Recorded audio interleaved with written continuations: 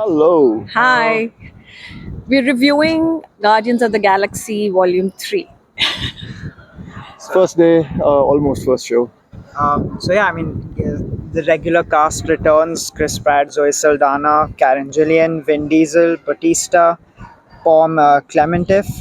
Some new introductions. We've seen Sean Gunn with the flying thingy. Chukwudi Iwuji plays an interesting villain. Character, yeah. The story, I wouldn't really call it Guardians of the Galaxy. I would call it Rocket featuring Guardians of the Galaxy. It's kind of a story about his origins and the journey that he's been through, and coming to face certain realities. And I think that it's all about the group being a family and the journey it takes them on. Obviously, it's been affected by post Thanos stuff, but to be very honest, I didn't really follow. I feel like there were some elements from previous movies or shows that you maybe needed to know. And I think after the disastrous Guardians of the Galaxy 2, this was an interesting return. Um, What did you think? To be honest, I was a little lost. It's like they try to, get through to your emotions and and bring out all those parts. It didn't really connect. I thought it was boring. And the beauty of the first one, and I remember when I walked out of the cinema after watching the first volume, I was enthralled. I was energized. And this time, it's a 2.5 hour film, and you're struggling to just hold attention. And we were in a hall of maybe 100 seater hall with maybe 8 people. There was zero laughter. There was zero reaction. There was zero emotion throughout the entire movie from anyone, including us, by the way.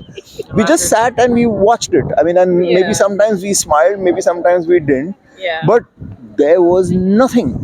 And it is a challenge because the first one was so irreverent, so energetic, so zany. It's a hard one to top. But and I was trying to think of examples of irreverent movies that have managed to kind of go better. The only one I could really think of was Shrek, where Oh, yeah. I think they kept it going at least for a couple. Even they Ice keep Age. it going. Ice Age possibly as well. Yes.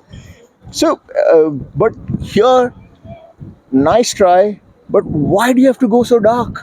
Why does everything have to have origins? so I feel like this was more of like a send off for a lot of the characters, because like Batista has announced, that he's not going to be playing Drax anymore, and it was just kind of the final chapter of the Guardians in that sense. I don't think they wouldn't have been able to live up to the first movie because that was so good. The second one was horrible, but I don't know. I feel like I'm just over Marvel at this point in time. I think the last Marvel movie I saw was Spider-Man. I feel like I'm done. After the whole Thanos thing, I don't really feel like I care anymore. But Yeah. I just don't know. I am with him on this. After the whole Thanos thing, I don't think I care anymore. We are going to do ratings at the count of 3. Hold up hands. 1, 2, 3. Oh, We're all fine. I don't believe it. My God. We didn't discuss Rare it. unanimity amongst the Nagpals, spanning generations. But yeah, I think it just left us flat. I will say that I did really enjoy Bradley Cooper's performance Yeah. as Rocket. I Yeah. think he did a really good job in capturing, Some the emotions. past and the emotions. However, even though it was a movie about him, I feel like he was slightly underutilized, and I wish they used him a bit more. Right. And I wish some of that Drax Batista humor came through also as well. Yeah. Chris Pratt is Chris Pratt. He does an But I okay thought job. He was just doing the same old But stuff again. yeah, There's nothing, there's nothing new. new. So Yeah. just expect like a slightly lesser version of the first one. I don't know. Yeah. Anyways, that's it from us. Yeah. 5 each. Do let us know what you think. Thank you so much. Bye. Thank you. Bye.